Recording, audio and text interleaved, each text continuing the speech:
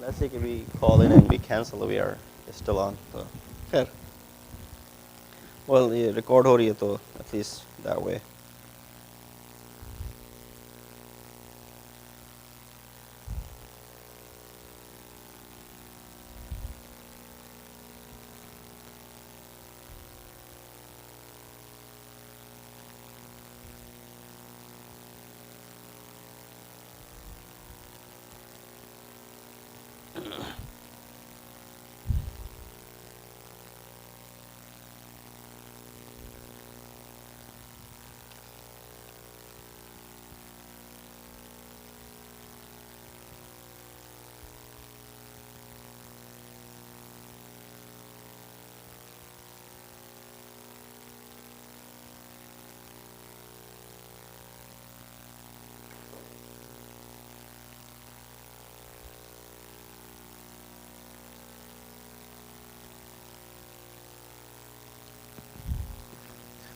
Yes, we'll just go ahead and start because some people said they may not be able to make it. Um, and I think weather is, in a way, uncooperative today. Okay. أعوذ بالله من الشيطان الرجيم بسم الله الرحمن الرحيم السلام عليكم ورحمة الله وبركاته. We'll get started as it's already 7 o'clock. Inshallah, when we get to our book, which we did up to lesson number 3 in the same book, and inshallah we'll go over some of the exercises from that book. You'll see some of the stuff that we have covered in the slides will be repeated. I did send out an email. Hopefully everybody got that. Mediba, are you on that email list as well? You didn't get it, huh? So I sent out all of these slides and everything in the email as well. But inshallah, I'll forward you separately, and then I'll put you onto that email list as well, inshallah. So if you remember last that we had our discussion last week, we ended on this slide where we were talking about the method of making istifham, which means interrogation and answer. So you learned هذا بيت, which means this is a house. هذا مسجد, this is a mosque. هذا this, هذا that. But if you wanted to ask a question for something that you did not know if it was that or not, so how are you going to go ahead and convert that, mubtada and khabar, which was giving you the news that this is a house or this is a masjid? Now you want to ask that question. So it's very simple. By adding this, prefixing this hamza to a statement turns it into a question. So you say, ahada baytun. So is this a house? Right away, you'll be able to make that into an interrogative, or you can make it into a question. So it's called particle of interrogation, harful istifham. Now, huruf istifham are not just this alif or this hamza, they're more. Sometimes you can ask the question. Sometimes you can ask the question with hamza, as is in this case, ahada baytun. Sometimes you can ask a question with the word hal, right? As there are many ayat of Quran that begin with this. Hal ataka al insani hinu min ad-dahr lam yakun shay'an madhkura. Sometimes the question may begin with the word ma. For example, ma hada, right? What is this? So there are many huruf al-istifham, but these are primarily the ones that we were introduced by. And as we go along, you'll get to the usage of more of these. So this is where we ended last week. I just wanted to go over it. Today, very quickly, inshallah, we'll cover these 3, and then inshallah we'll go to our lesson as well. So part 3, version 3 here, is going to be talking about preposition, which we called huruf jar. These are the words that you use in English language, in, to, from, these words are called preposition. And so they're harf jar. Now in English, their purpose may be just using these words to, between 2 words. For example, you'll say, from masjid to the house, right? So you use the word from and you use the word to, right? This is preposition.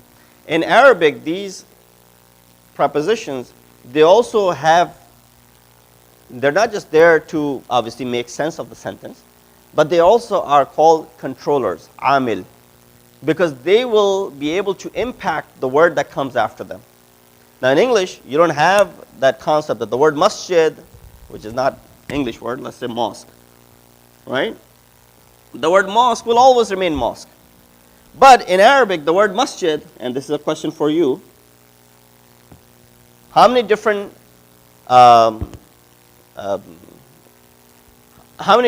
ways or the word is, what are the different states?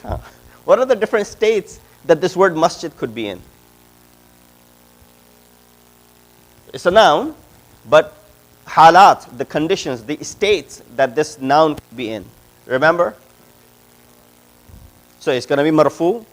Or if it's happening as a subject, it's going to be marfu. What else could it be? It could be majroor if it's followed by one of the prepositions. And third state, mansoob. Right? If it's becoming an object, then it'll be mansoob, right?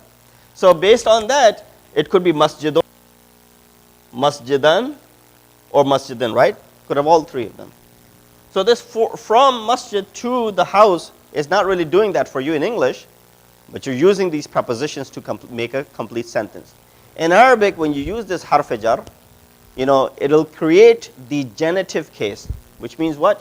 Whenever this harf jar or this preposition comes on a word, on a noun, keep that in mind, on a noun, it's going to make it what? Majroor. So after these huruf, when the word noun comes, it's always going to be in the genitive case. So I'll give you an example. Write the sentence in Arabic. Minal. And I won't put the last harakat, so you will complete it. Minal masjid ilal bayt. So, min ila. Now you tell me masjid bayt. I left out the last letters of dal and the ta over here. What do you think is going to be the harakat of dal? Majroor, right? So you're going to have a kasra there. Now it cannot have tanween. Why? Because it has alif lam. Ilal bayti. Ilal bayti. So bayt, the ta will be kasra because of the word ila. So here, min and ila are controlling the word that comes after.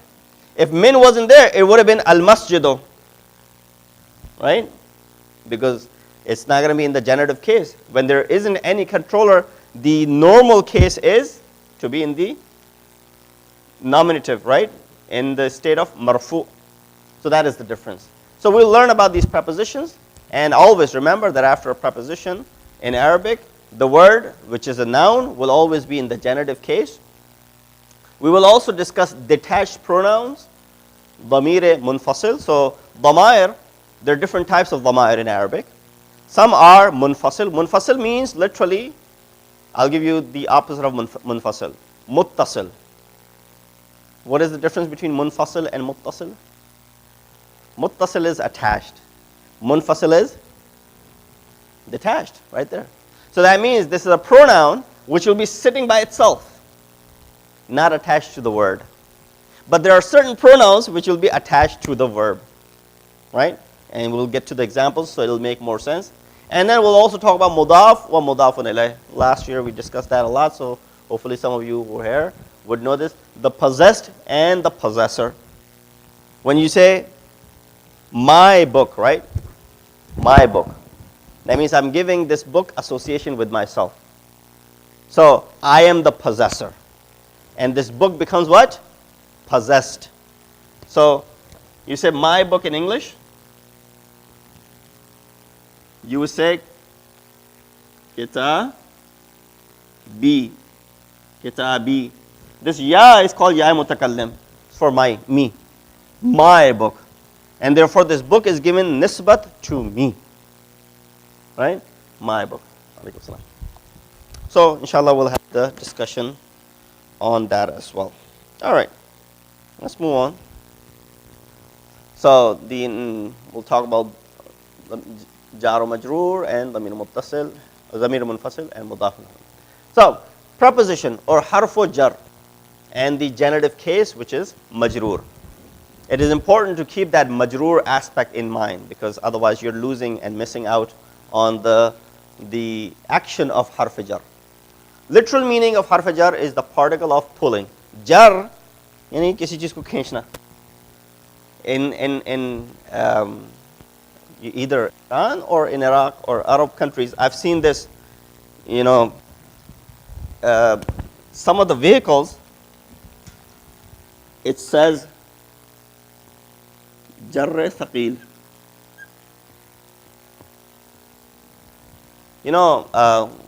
When your car is towed away, so the tow truck is called jar thaqil. So you'll see that written over the jar thaqil.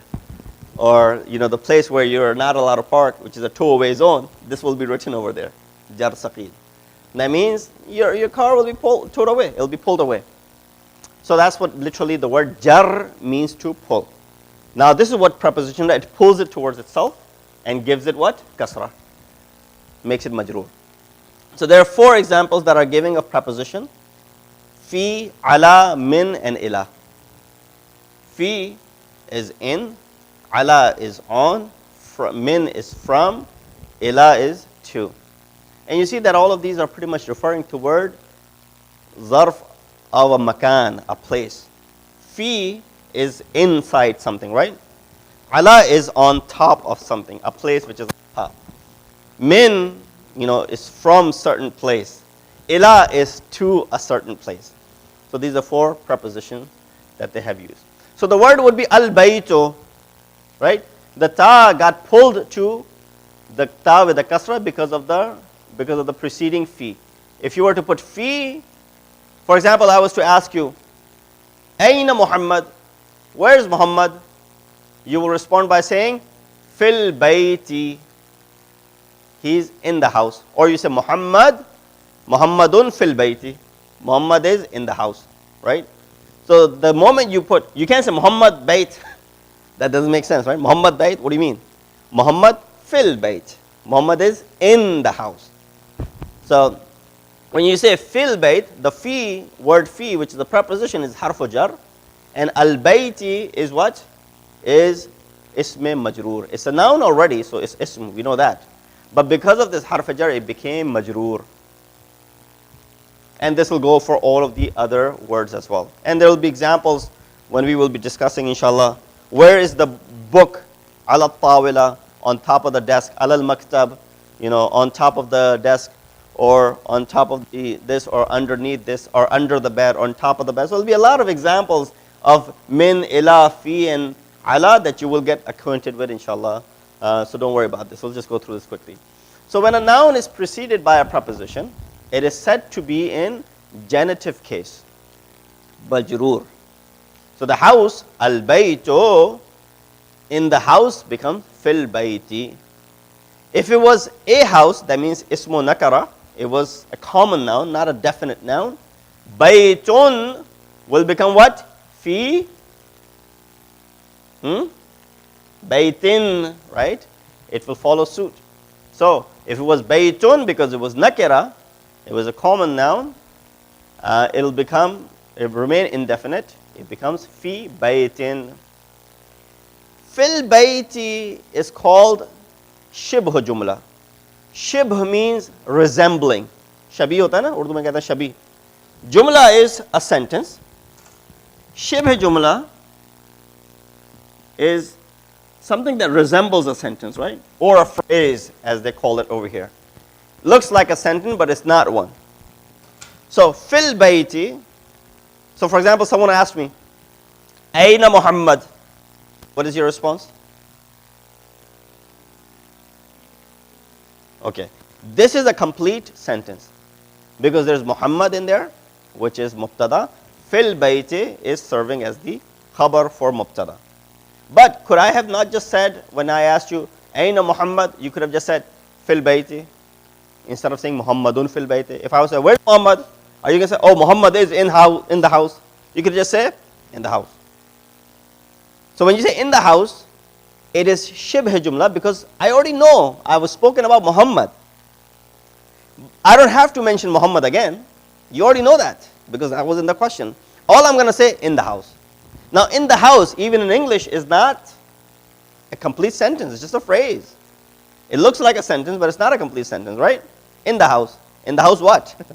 So, in the house, there's something in the house. You got to explain more. So this is where fil bayti becomes shibh jumla. It's not a complete jumla. It's not a jumla, but it's resembling a jumla. That'll come in handy. That's why they're emphasizing on it. That'll come in handy later on. Fil bayti. So here, more preposition and examples from Quran. So you have the word ala, min, ila, fi, an. They introduce an over here to you. So we already learned ala, min, ila, and fi. It says, لَوْ أَنزَلْنَا هَذَا الْقُرْآنَ عَلَى جَبَلٍ.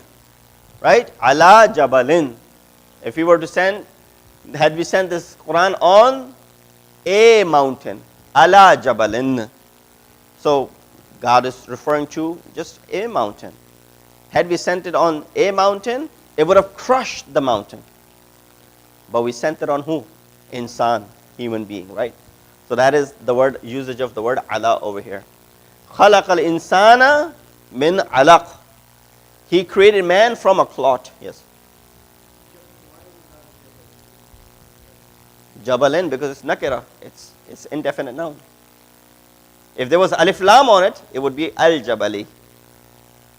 Right? So it's because it's nakira, it's indefinite, it's definitely going to have a tanween. So that's why it's jabalin.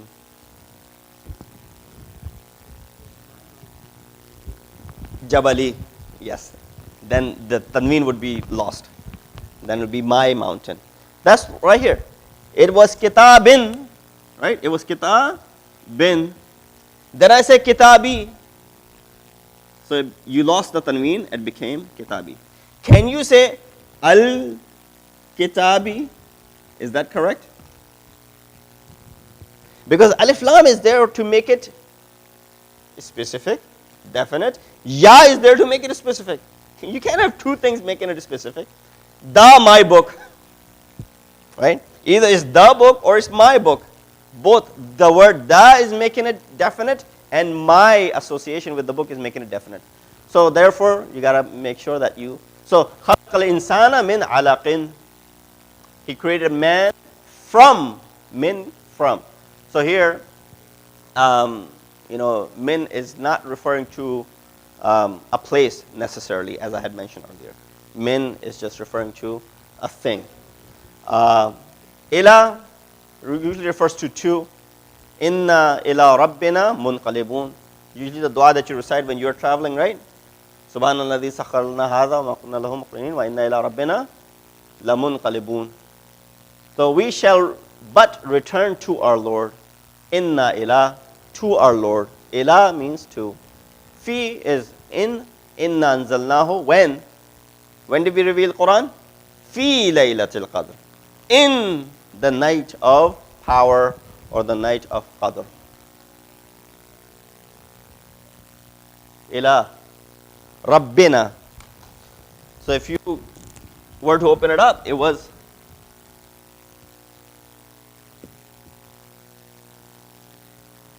so this is Zamir, right? We will learn Zamir Muttasil and Zamir Munfasil. Remember the attached pronoun or the detached pronoun. Here, this pronoun, this na is attached with it, right? Rabbina. So ba is getting the kasra. Na will never change. Na is unchangeable. Na will always be na.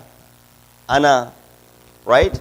Or kitabuna, or qalamuna, masjiduna, right? The word na in Rabbana is separate from the word Rabb. Because they have written it together, that's why it's confusing you. There is a kasra. There's a, so this is how they write it. So in the new Rasm al-Khat, when there's a kasra, instead of writing it underneath, when there's a tashdeed, they write it under the tashdeed. That's what they've done. It would have been easier if they just wrote it like this, right?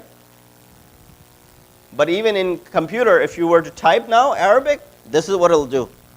When you put a tashdeed, it'll put the kasra underneath the tashdeed, and it'll put the fatha on top of the tashdeed.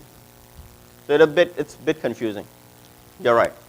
But you understood that Rabbe is the one which is being majroor because of the preposition ila. Ila Rabbe. If you get rid of ila, it would be Rabbuna. Because of ila, it became what? Rabbena. Right? If you get rid of fi, inna anzalnahu, masalan, Laylatul Qadr. Or Laylatul Qadr, right? So, in fact, if you read the next ayah, inna anzalnahu fi Laylatul Qadr. Wama adraka ma Laylatul Qadr. Because there's no preposition. Wama adraka. And what do you know? What is ma Laylatul Qadr? What is Laylatul? There's no preposition. There's no controller. So Laylatul Qadr is in the nominative sense. And then the next sentence begins how?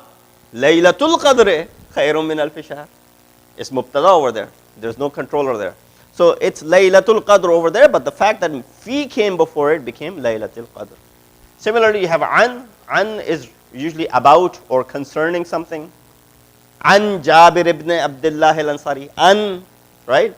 An comes and gives you this kasra or makes you majroor. Sometimes this lam is used lillahi. What do you say? Inna lillahi. Why is the word Allah getting a kasra or becoming majroor? It becomes majroor because of the lam.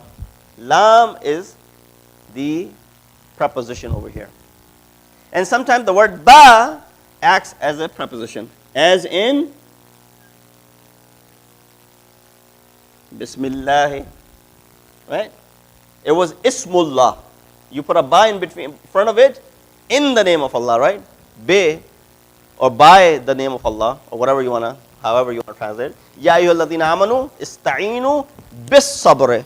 O those who believe, seek assistance with what?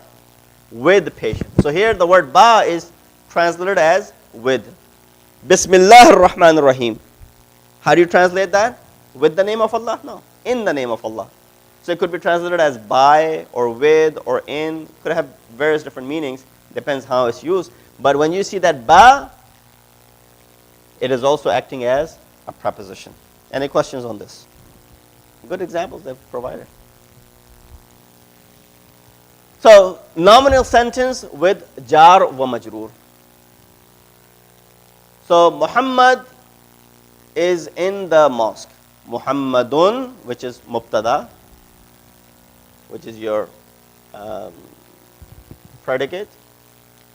Fi is your preposition, harf jar. Al masjide is your, majroor. It is on the table. Huwa ala maktabin. Huwa is, mubtada. That is or it is. Ala means on. Maktabin is a table. Simple question. There's nothing.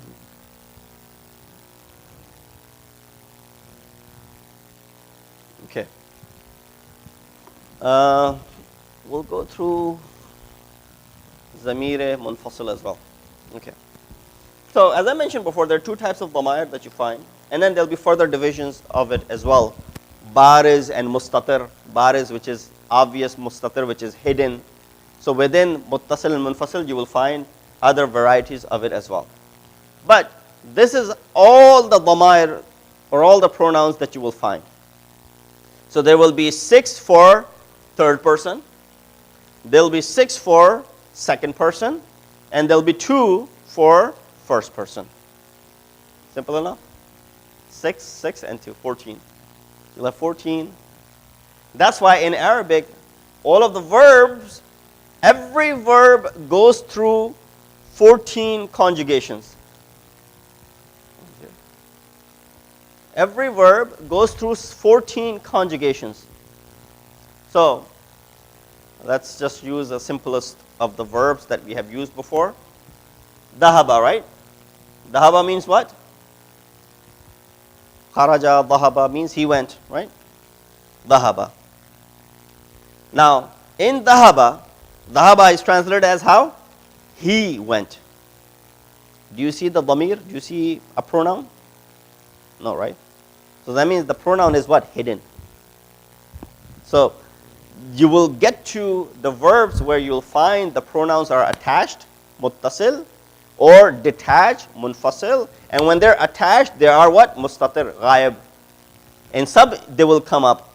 So let's use the word dhahaba. The 6 of dhahaba, does anyone know from last year? 6 for third person dhahaba. So 3 for male and 3 for female. Same thing goes for 3 for male and 3 for female in mukhatab. And same goes for 3 for 2, which are dhamir mutakallim. So let's start from top. 3 for masculine, third person. 3 for feminine, third person. 3 for masculine, second. 3 for feminine, second. And the first person. So we'll take the word dhahaba. Dhahaba has a dhamir which is hidden in it, which is huwa. You see huwa over there? Right on top? Huwa is singular. That means what? What does huwa mean? He. So the word dhahaba means, dhahaba mein huwa is hidden, right? He or it. It could refer to he. But here obviously we're talking about a person, so it'll be he. Dhahaba, dhahaba. You say, well, what's the difference? I'll tell you what's the difference.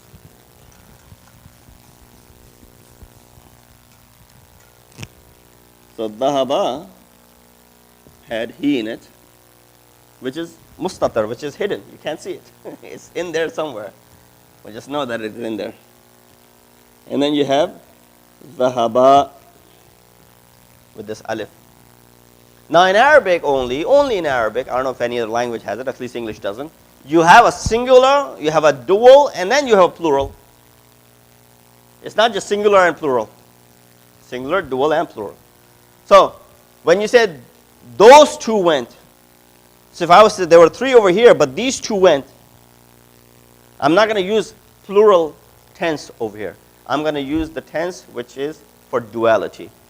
So dhahaba, dhahaba, dhahabu, dhahabat, dhahabata, dhahabna, dhahabta, dhahabtuma, dhahabtum, dhahabti, dhahabtuma, dhahabtunna, dhahabto, dhahabna. These are the 14 conjugated. So in the first 6 you have huwa, huma, hum, hiya, huma, hunna. These are for the ghaib, the third person, who are not here. We're talking about someone who's over there in another room, for example. And then you have for the 6 who are present over here, which we are speaking to. For example, I'm talking to you guys, you 2, and all of you 1 girl, you 2 girls, and you all of you girls, and I and we. So I is obviously, there's no gender attached to I, so I could be for male or for female. And we is the same way. We all are over here, so there's some males in it and there's some females in it. And that's what your detached pronouns are. So whenever you have the word huwa written like this, huwa Allahu alladhi la ilaha illa huwa al-hayyul qayyum, right? This huwa in there is called the detached pronoun. But the moment it comes in dhahaba, it's inside of it. Okay. Some of the attributes of detached pronouns, dhamir munfasil, dhamirul munfasil, are never attached with any other word. So they'll stand by themselves, sit by themselves. They will not be attached with anything. They're always ma'rifah. Of course, noun is a ma'rifah. It's a definite. When I'm saying he or she or it to a particular person, right? That person which is known. Are considered marfu' in the nominative case even though most of them do not have a dhamma. So for example, hiya or huwa. Huwa. What is the case of huwa? It should be mansub, right? There's a fatha at the end. No, this is built-in fatha. It'll always be huwa. Whether it comes before min, ila, man, whatever, it'll always remain huwa. It'll be huwa. It will never be huwo or huwe. It'll always be huwa. Hiya will always be hiya. It will never become hiyu or hiyi. Right? They don't change. They're not changeable. So they'll always be in the state of, they'll consider marfu, even though they don't even carry a dhamma at the end, which reflects on the nominative case, are fixed in their case. That means their ending does not change. In Arabic, such nouns are called mabni. So another new thing that you're learning today is mabni. Mabni are fixed, as opposed to mu'rab, which is not fixed. Mabni is fixed, mu'rab is not fixed. Mu'rab means you could conjugate it, you can change it, it'll be changeable. But mabni is fixed, it will always remain huwa. It will always remain hum. Hum, the meme will always carry a sukoon. This sukoon will never change. It will always carry a sukoon. Nahnu will always be nahnu. It will never become nahna or nahne. That just doesn't happen. And lastly, but not least, we'll do mudaf and mudaf ilayh, and inshallah we'll read some from the lesson. Possess and possessor. Again, this is very important in making sentences. You can make a sentence very easily by saying kitabi, qalami, masjidi, baiti, my house, my masjid, my pen, my book. Because someone says, whose pen is that? You say, qalami, my pen. Whose book is that? My book. Kitabi, or kitabak, or kitabu. You can make this possess and possessor. So, it used to convey a possession, relationship between two nouns, also referred to as idafa. That means what? One thing is being added to another. Idafa, add ki jari na. One thing is being added to other. And so that which it is being added to, it becomes the possessor. Usually that which is it is being added to becomes the possessor. The first thing which is being mentioned is possessed. So kitab would always be mentioned before the one who's possessing it. So the possessed will come first and the possessor will come after. English uses of or s for such relationship. For example, book of Bilal, right? Or Bilal's book. Bilal ki kitab, right? Kitab-e Bilal, masalan. In Urdu mein bhi kehenge, Bilal ki kitab ya kitab-e Bilal. Izafati kehte hain Urdu mein, right? Yeah. So made up of two parts, possessed or the possession, mudaf, and the possessor is mudafun ilayh, that which is controlling it. So if you look at in the example in the middle, Kitabu Bilalin Maktabul Mudarrise. What's the difference between the two? Bilal is already a definite noun. You don't need alif lam on top of it. So it's not going to be Kitabul Bilal, right? It's Kitabu Bilalin, Bilal's book. And in Mudarris, there's an alif lam attached with it because there are a lot of mudarrisin in the house or in the institution, in the school. The 10 teachers, they say, well, Kitabul Mudarris. It's the book of the teacher. Now you're not mentioning the name of the teacher, so you'll just say Kitabul Mudarrise. Seen will get the kasra. So possessor is mudafun ilayh, which is Bilal or Mudarris. They're the ones who are possessing it. They're the ones to whom this thing belongs to, right? It's their belonging. It's always majroor, and in the genitive case, so you got Bilalin with the tanween, because it came in as it's a definite noun, but it's without alif lam, so it'll carry tanween. And al-mudarrise is also in the genitive case because it has a kasra. Can take a tanween, or if it has alif lam, the definite article, then it'll take a kasra. Can be nakara, indefinite, or marifa, definite. It could be both of them. But the word which is being possessed, that thing is unknown, has to be indefinite, has to be nakira. Because it's nakira, that's why it is being associated with something else. Right? The example of al-kitabi is wrong. It has to be a book which is being associated to Muhammad or Ali or Fatima or Bilal or whatever, right? So that part has always going to be what? So it can take any case ending as the need be. So it could be kitabo, kitaba, kitabe, because if there's a harf jar before it, it will become kitabe. If it becomes an object, it will be kitaba. If it's a subject, it will be kitabo. Never takes a tanween because it is being associated. Or alif lam, the definite article, is marifa by position, not by itself. Because if you get rid of Bilal, it becomes what? Just a book. It's becoming ma'rifa because of the possession by Bilal. Otherwise, it is a nakira. It is an indefinite noun.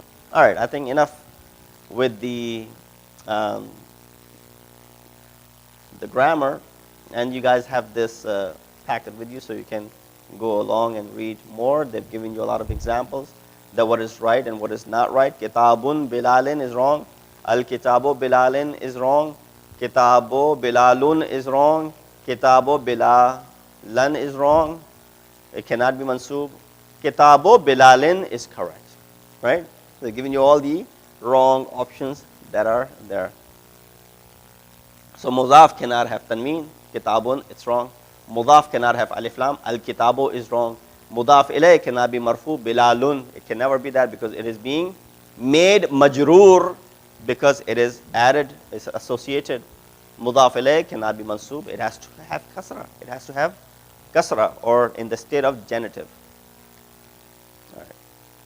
Inshallah, we'll leave through that.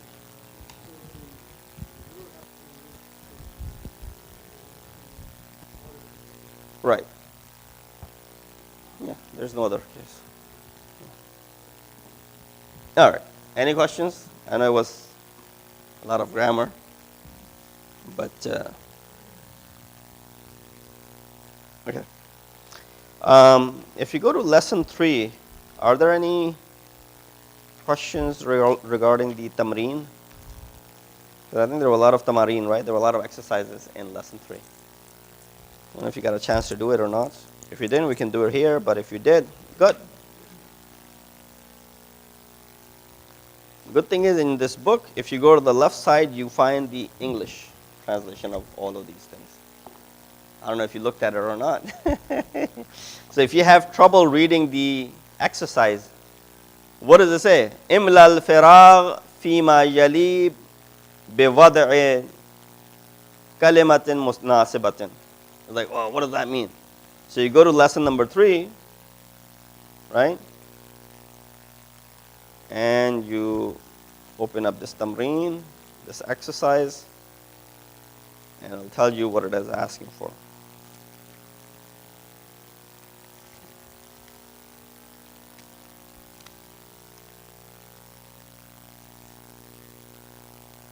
Okay. So here, no questions in the exercises from lesson 3? Page 15, 16, or even 17?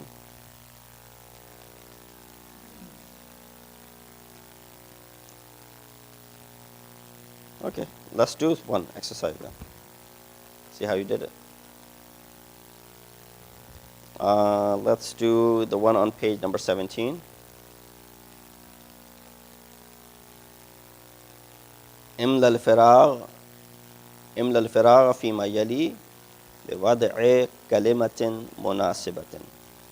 Is a fill in the blanks in the following by placing an appropriate word.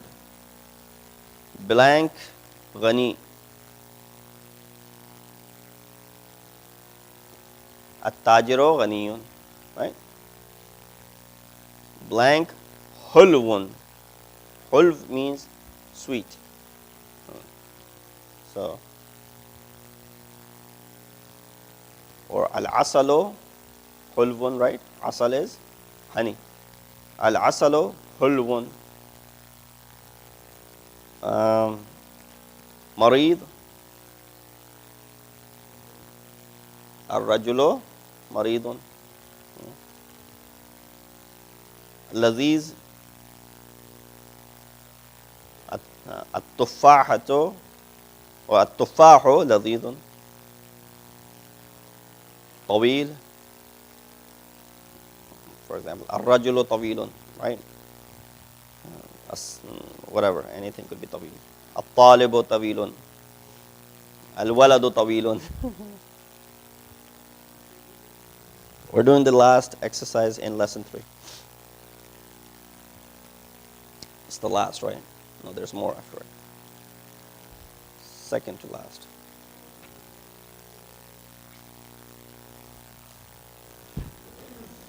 It should be the same.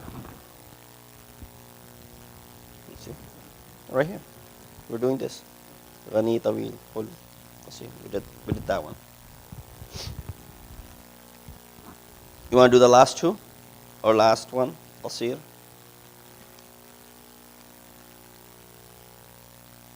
What does qasir mean? You just said it. Tawil hai na, lamba. Qasir is short. That's why your namaz is qasr. It's shortened. Fill in the blank. Put a appropriate word before qasir. No, using the word qasir, not qasr. Qasirun. What is qasirun?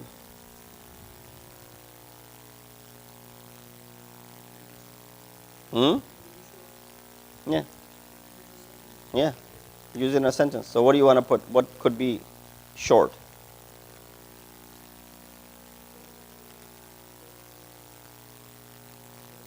Ad-darsu. So your mubtada will always have alif lam, right? So you got to remember that in mind. That mubtada cannot start with nakira, it cannot be indefinite. If you say darsun qasirun, that is not a complete sentence. Darsun qasirun is what?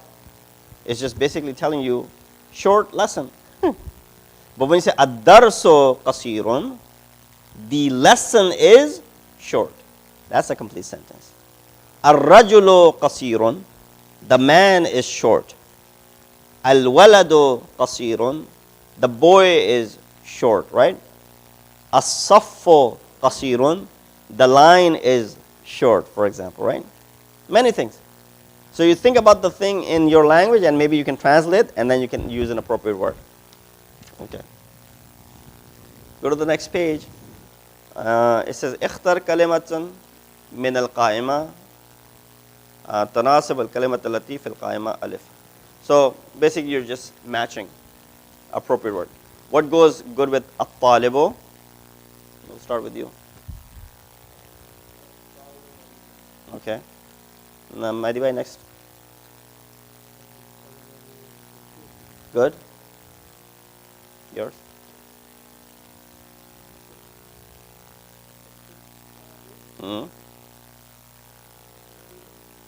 Is it heavy? Apple is heavy? Got a one heavy apple in it. What's more appropriate? So eliminate, process of elimination. Good. Piche. Okay, the water is hot. Al-hajru. Good. The boulder or the patthar jo hai wo bhari hai. Al-qalamu maksurun. The pen is broken. So these are some of the new words. Hulwun, which means sweet. Dukkan is just like dukan in Urdu, a shop. Qasir, and everything else I think you already know. So this we did last time. Al-huruf al-qamariyya wal-huruf al-shamsiyya. So it's just a recap of that from last time. So we don't have to worry about it. And then it's just asking you to read these kalimat with differentiating between the huruf al-qamariyya with huruf al-shamsiyya. So it'll be al-baytu, ad-diku, ad-darsu, right? Sorry, al-mudarrisu. Al-babu. Wherever I'm pronouncing alif lam, it's qamari. Whenever I'm not pronouncing alif lam, it's what? It's shamsi. So ad-dik is shamsi. Al-bab is qamari. Al-talib is shamsi. As-sukkar is shamsi. And so on and so forth. All right, let's quickly do this fourth lesson, which talks about what we covered in our grammar. So then, you can relate to it. Lesson number 4, Ad-Darsu Rabi'u. The lesson number 4, right? So there are only two things that they're talking about here, alif and ba. Al-Baytu means the house. You put a preposition of fi before the word al-bayt, it becomes fil bayti, in the house. It was the house, it became in the house.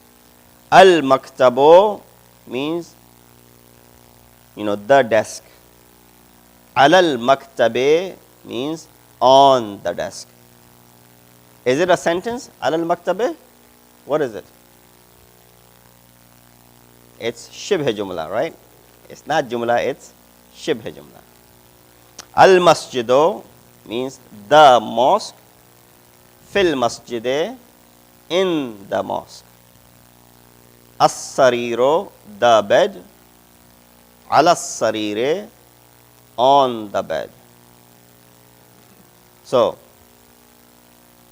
let's start with you, the first one. Aina Muhammadun? I'm asking you a question. Where is Muhammad? You have the answer in front of it.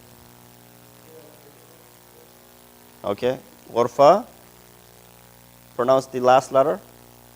Huwa fil ghurfa. Pronounce the harakat on the last letter. That's what I'm looking for. Fil ghurfati, right? Because fi preposition is given ghurfa what? Majroor. Making it majroor. Giving it a jar. It's pulling it. So where is Muhammad? He is in the ghurfa means room. Right? Huwa fil ghurfati. He is in the room. Wa aina Yasirun? Where is Yasir? Anyway. He is in the bathroom, shower, right? Wa aina Aminatu? Where is Amina?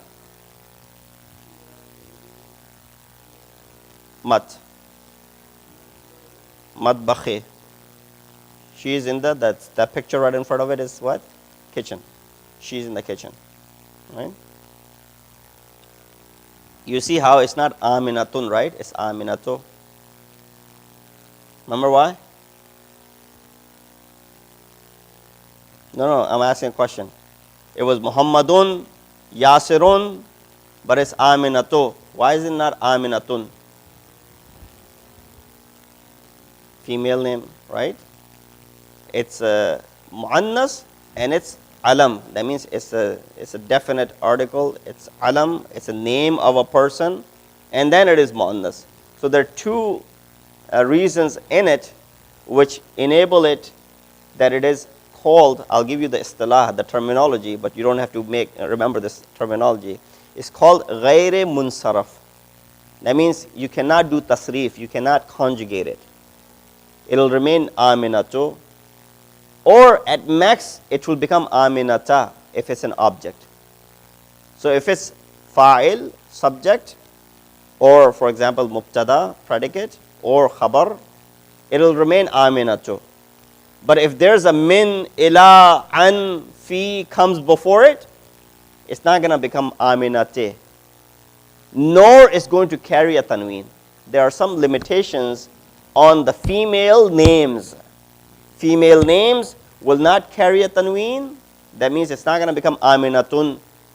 It's just like it's not going to become Fatimatun, right? It will always be Aminatu, Fatimatu. You'll never hear Zainaban, Zainabin, Zainabun, Zainabu, Zainabi, Zainab, Zainabin Yaga, Zainaba. So it will not carry a kasra. That means it will never be majroor, and it will not carry a tanween. This is just a specific rule two female alam names that are specific to people. Yeah. So Aina Aminatu, not Aminatun. Right? Aina Aminatu. You should question it right away. It was Muhammadun, why is it not Aminatun? That should be a question. And the reason it's not Aminatun, because it's a female mu'annas alam. That means it's a name. And therefore the two reasons enable it to become غير munsarif. That means it's not going to carry a tanween, nor it will ever carry a kasra. That's the case. Where is she? Where is Amina? Hiya fil matbakh. नहीं. अच्छा वो आपने कहा. أين الكتاب? Okay. وأين الساعة? So you see how they're using the pronouns of huwa and hiya for objects, right?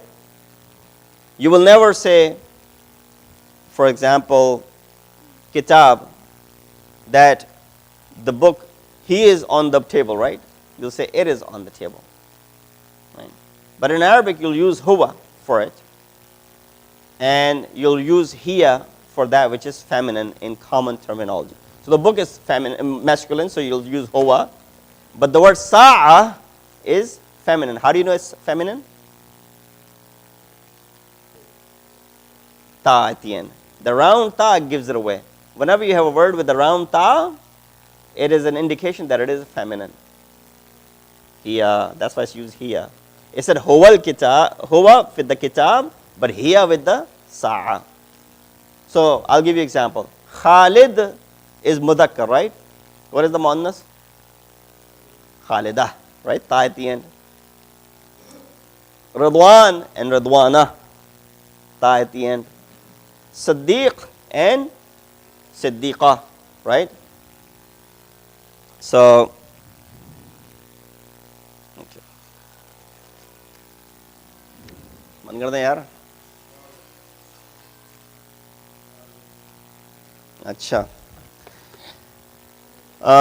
So in Arabic, you're using the pronouns that you use for human beings. Huwa. You'll never say the book is, he is on the, it is on the. But sometime in English you also change it. You use, instead of it, you will use he or she for even inanimate objects. You remember, you have any examples? If you watch baseball, when the batter hits the ball, they say she is gone. The ball is gone, right? So they use the word she for the ball. And hit it out of the park, she is gone. I've heard that a lot when they call the home run. So the ball is referred to as she. So sometimes even in English, they'll use these, pronouns for objects. So it's not just, it could be. Yeah. But anyways, this is something which you'll see that normally used in it, because we don't have, a specific for it, and you can either say, there's no it in Arabic, so how are you going to pronounce it? Okay, then it begins with the tamarin, or the exercises. Again, you can look up the English version of the questions so you understand what is being asked over here. Ajib anil as'alatil atiyah. Answer the following questions. And it's just basically a tamreen regarding how do you, when you're asking about something, where is this, where is that?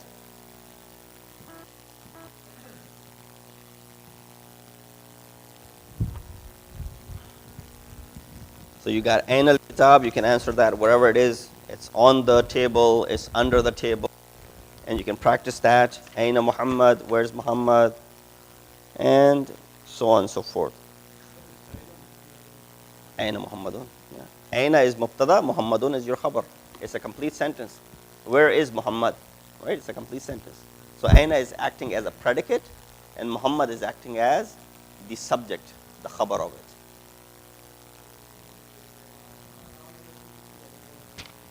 Fil ghurfati aminatu.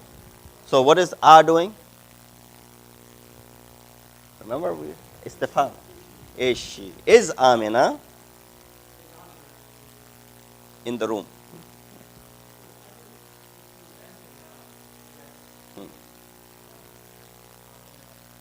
No, you use the pronoun for Amina. What is it? Hiya. Yes. Naam. Hiya fil ghurfati.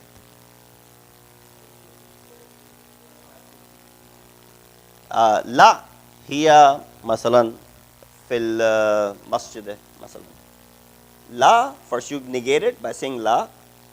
So the question was, Aminatu fil ghurfati. Is Amina in the room? You said la, so you negated it.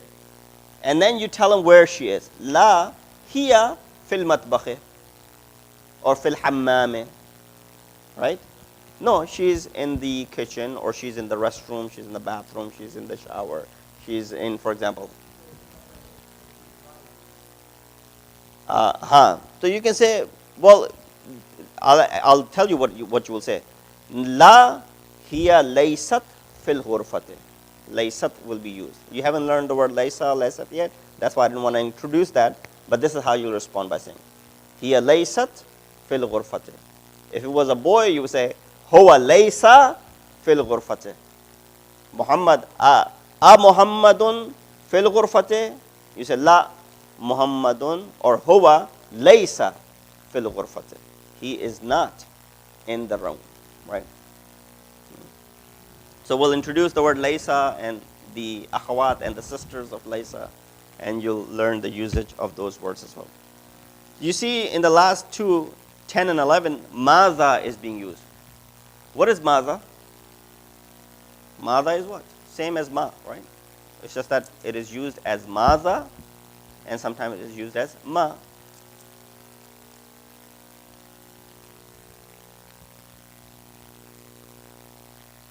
And the next exercise says, اقرأ واكتب مع ضبط أواخر الكلمات. Read and write with mentioning appropriately the last harakat of these words. So al-madrasatu,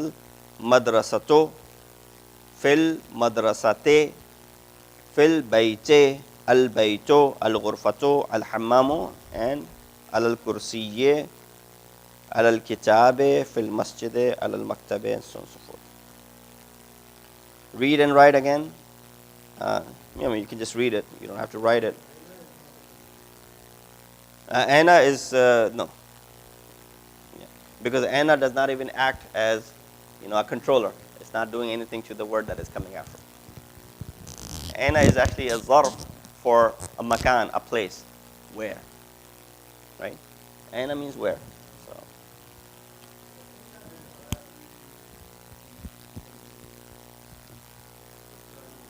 that's the purpose. That's what we learned today.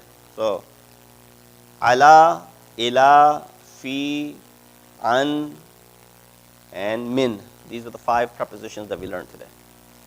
An they taught us there, but ila, ala, min, and fi. These were the 4 that we had learned. So if these 4 prepositions come before a noun, that noun is bound to have what? Jar. Unless that noun is a name of a female person. So fi aminata, it will not be fi aminate. Amina will not carry a kasra. Nor will Amina become Aminatun.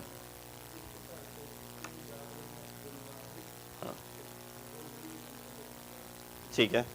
अन उसके बाद से क्या था? अन हिल Ansari, on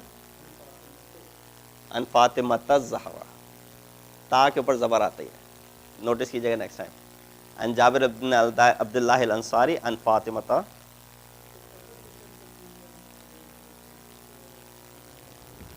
So I said it will never carry a tanween. It will only be, so let's just go over it. So Fatima, right?